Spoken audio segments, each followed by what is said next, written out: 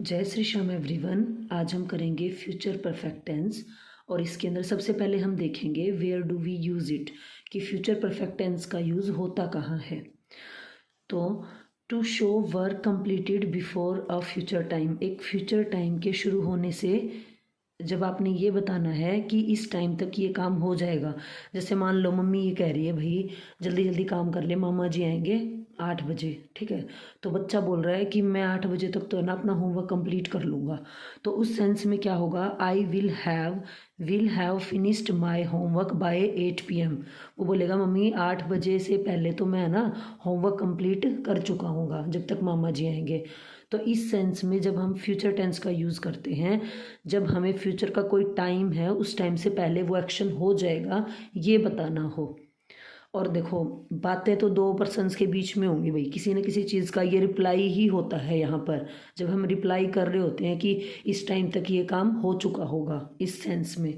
To show work completed before another action in the future, to show करने के लिए work completed को before another action, ये तो टाइम से पहले था और ये किसी और एक्शन, मान लो दो काम होने हैं तो हम अगले को ये बताना चाह रहे हैं कि ये काम जो है पहले होगा। तो देखिए जो पहले काम होगा ना उसके लिए होगा फ्यूचर परफेक्ट। इसमें क्या होगा, जो पहले काम होगा ना उसके लिए तो यूज़ होगा फ्यूचर परफेक्ट, और जो काम बाद में होगा उसके लिए यूज़ होगा simple present. Simple present tense use होगा। जैसे she will have left before you reach, आपके पहुंचने से पहले वो जा चुकी होगी, ठीक है। तो जा चुकी होगी ये वाला काम जो है कौन सा है, पहले हुआ है, तो इसके लिए क्या यूज़ होगा, विल हैव, जो कि क्या है फ्यूचर परफेक्ट टेंस। और दूसरा काम किसके पहुंचने से पहले, आपके पहुंचने से पहले वो जा चुकी होगी, तो आपके पहुंचने से पहले यू रीच, ठीक है। शी रीचीज हो जाता है यहाँ पे, है ना। Then the principal will have gone, अगर मान लो कोई रिसेप्शन पे फ़ोन करके पूछ रहा है भाई मैं ना प्रिंसिपल से मिलना चाहता हूँ, मैं आऊँगा 2 बजे तक, तो वो सामने वाला बता रहा है भाई उस टाइम तक तो प्रिंसिपल जा चुकी होगी, आप जब पहुंचोगे तो तब तक तो प्रिंसिपल जा चुकी होगी। देखो सेंस ऐसी लग रही है कि ये बंदा आएगा फ्यूचर में, लेकिन फिर भी यहाँ पर सिंपल प्रेजेंट टेंस यूज़ होगा। The principal will have gone, principal जा चुकी होगी बिफोर यू रीच, ठीक है, पहुंचने से पहले, किसके, तुम्हारे, जिससे भी वो बात कर रहा है उससे। तो हमने क्या सीखा, फ्यूचर में जो बाद वाला एक्शन है उसके लिए तो सिंपल प्रेजेंट टेंस यूज़ होगा, और पहले कंप्लीटेड एक्शन के लिए फ्यूचर परफेक्ट टेंस यूज़ होगा। अब आगे चलिए। तो ऐसे मान लो आपके पास में सेंटेंस गिवन हो तो आप वहाँ से फाइंड आउट कर सकते हो कि यहाँ पे कौन सा काम जो है वो पहले हुआ है। तो she will have cooked dinner after he comes, he आया है तो देखो वर्ब के साथ ऐसी एस लगता है, किसमें, सिंपल प्रेजेंट में। इसकी भी मैंने वीडियो डाल रखी है, अगर आप देखना चाहते हैं तो जाकर देख सकते हैं। तो ये कहीं ना कहीं सारे टेंस है ना जाके इंटरलिंक्ड है एक दूसरे से, है ना, मिले हुए हैं। तो देखो फ्यूचर के लिए भी सिंपल प्रेजेंट टेंस का यूज़ हो रहा है। और वैसे हम क्या कहते हैं, सिंपल प्रेजेंट टेंस का यूज़ कैसे होता है, जो डेली के हैबिट्स हैं, रूटीन वर्क्स हैं आपके, उनके लिए या फैक्ट हैं। तो देखो यहाँ पर भी क्या है, ये जो है यूज़ हो रहा है किसके साथ में, फ्यूचर परफेक्ट टेंस के साथ में। तो एक रूल और उसके अंदर ऐड कर लेना। अगर उस वीडियो में ये बात बताती ना तो आपको समझ नहीं आती, अब ये आपको समझ आ जाएगी। We will have reached home until the sun sets, क्या है ये, सूरज डूबने तक, है ना, सूरज डूबने तक हम घर पहुंच चुके होंगे। अब ये बताओ सनसेट जो होगा वो बाद में होगा और वो पहले उससे पहुंच जाएंगे, तो इस वाले एक्शन में क्या यूज़ हुआ है, future perfect. To show expectations about the past from the future, मतलब पास्ट से रिलेट करके हमने कोई सेंटेंस बताना है फ्यूचर का।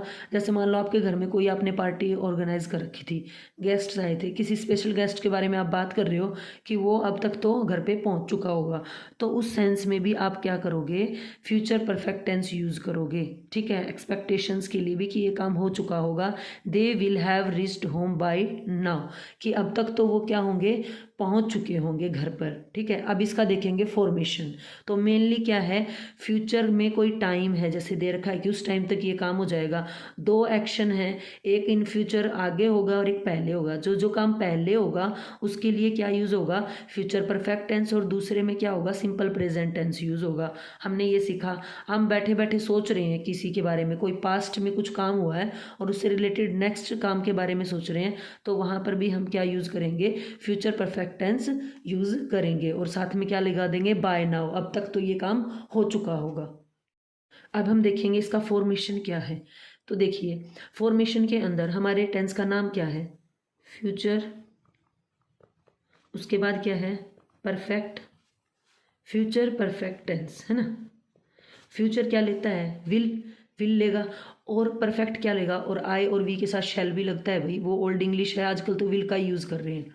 उसके बाद परफेक्ट क्या करता है, हैज़ हैव लेके वर्ब की थर्ड फॉर्म लेता होता है, ठीक है। तो ये देखो ये दोनों चीज़ें लेगा।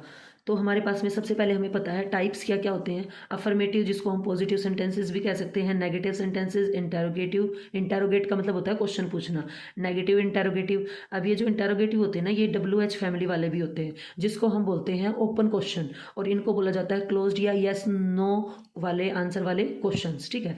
तो अब इसका फॉर्मेशन देखेंगे, फिर इसको कंप्लीट देखेंगे। अफर्मेटिव सेंटेंस में क्या होगा, सबसे पहले सब्जेक्ट लगेगा, ये लगा हुआ है शी, ये हो गया जी सब्जेक्ट। उसके बाद में विल हैव, ये लगा है विल हैव। फिर वर्ब की third form, finish, finished, finished, तो ये यहाँ पर वर्ब की थर्ड फॉर्म यूज़ हो गई है, जिसको पास्ट पार्टिसिपल भी बोलते हैं मुश्किल लैंग्वेज में इंग्लिश की, ठीक है, द वर्क, ठीक है। तो यहाँ पे ये इसका फॉर्मेशन हो गया, हमारे पास में स्ट्रक्चर हो गया है। और लास्ट में हमने क्या लगा दिया, क्या फिनिश हो गया होगा वो बताना भी तो पड़ेगा ना भाई, द वर्क। उसके बाद में है नेगेटिव। नेगेटिव में क्या रहेगा, सब्जेक्ट एज इट इज़ रहेगा, देखो इसकी तरह, विल यहाँ तक। विल और हैव इन दोनों के बीच में क्या लग जाएगा, नोट लग जाएगा। याद रखने का तरीका पता है क्या है, दोनों ही मान लो ये हेल्पिंग वर्ब्स हैं, तो दोनों ही यहाँ पे मान लो हेल्पिंग वर्ब्स है, तो इन हेल्प करने वालों के बीच में नोट लग जाएगा, ठीक है। फिनिश्ड द वर्क, आ गया फॉर्मेशन समझ में। अब है हमारे पास में इंटेरोगेटिव, जिसमें हम क्वेश्चन पूछते हैं, क्या भाई इस टाइम तक ये काम हो चुका होगा। हम उससे पूछ रहे हैं, क्या भाई 2 बजे तक प्रिंसिपल जा चुकी होगी, कोई मिलने आ रहा है, रिसेप्शन पे फ़ोन करके पूछ रहा है, ठीक है। क्या जैसे कि मान लो आपने घर में फंक्शन है, कोई सामान मंगा रखा है, आप उससे पूछ रहे हो भाई क्या 3 बजे तक ये सामान मेरे घर आ चुका होगा क्या, ठीक है। तो विल इसमें पहले आ जाएगा। हेल्पिंग वर्ब मैंने याद करने का तरीका बताया था, ये जो हेल्प करने के लिए आया है ना, जब क्वेश्चन पूछेंगे तो यही आंसर करेगा आगे जंप करके, सब्जेक्ट बाद में चला जाएगा। इससे देखो ये जो है जंप करके आगे आ जाएगा। तो विल शी हैव, अब देखो यहाँ पर भी दोनों ही, अगर इसको हम ऐसे देखें एज सच कि ये भी विल हेल्पिंग वर्ब में यूज़ होता है, हैज़ हैव भी हेल्पिंग वर्ब में यूज़ होता है, तो इन दोनों के बीच में क्या चला गया, जैसे यहाँ पे नोट चला गया था, यहाँ पे कौन है, सब्जेक्ट बीच में है, फिनिश्ड द वर्क, और लास्ट में क्वेश्चन मार्क लगाना मत भूलना भाई। उसके बाद में जो ये है ना, इनका आंसर आता है येस और नो में। हम पूछ रहे हैं will she have finished the work, क्या उसने काम, क्या वह काम पूरा कर चुका होगा इस टाइम तक, जब भी हम पूछना चाहते हैं, तो आंसर सिर्फ येस और नो में आएगा इसका आंसर। इसको बोला जाता है येस और नो वाले क्वेश्चंस या क्लोज्ड क्वेश्चंस, और ये होते हैं ओपन क्वेश्चंस, जिसका येस और नो में आंसर देने से काम नहीं बनेगा, हमको पूरा आंसर करना पड़ेगा। जैसे इसके अंदर क्या होगा, यहाँ पे कोई WH वर्ड होगा, उसके बाद विल, देखो ये वाला स्ट्रक्चर सेम है इसके जैसा ही, बस यहाँ पे एक जो है WH वर्ड लग जाएगा, WH फैमिली का, वट, वाई, व्हेन, इस टाइप के वर्ड्स यहाँ पे लग जाएंगे। When will she have finished the work, वो काम कब तक कर चुकी होगी, तो हमें बताना है she will have finished the work by 5 PM, 5 बजे तक वो ये काम कर चुकी होगी भाई। तो इसके अंदर यस और नो में आंसर देने से बात नहीं बनेगी। उसके बाद है नेगेटिव इंटेरोगेटिव में क्या होता है, जो हमारे पास में सब्जेक्ट होता है, देखो ये वाला स्ट्रक्चर इससे मिल रहा है, क्योंकि इंटेरोगेटिव इसके अंदर भी है, बस हमें नेगेटिव वर्ड ज़्यादा लगाना है। तो यहाँ पे विल, यहाँ पे शी, और ये जो शी और हैव है ना, इसके बीच में क्या आ जाएगा, नोट आ जाएगा, क्योंकि देखो पहले इसमें क्या आया है, बीच में शी आया है विल और हैव के बीच में, तो अब ये शी जो है पहले उसको इधर खिसका देंगे, फिर नोट आएगा दूसरे नंबर पे, फिनिश्ड द वर्क। तो इस टाइप से हमने देखा इसका फॉर्मेशन। सो आपकी वीडियो यहीं पर ख़त्म होती है। प्लीज़ अगर वीडियो पसंद आई है तो लाइक, शेयर एंड सब्सक्राइब करना।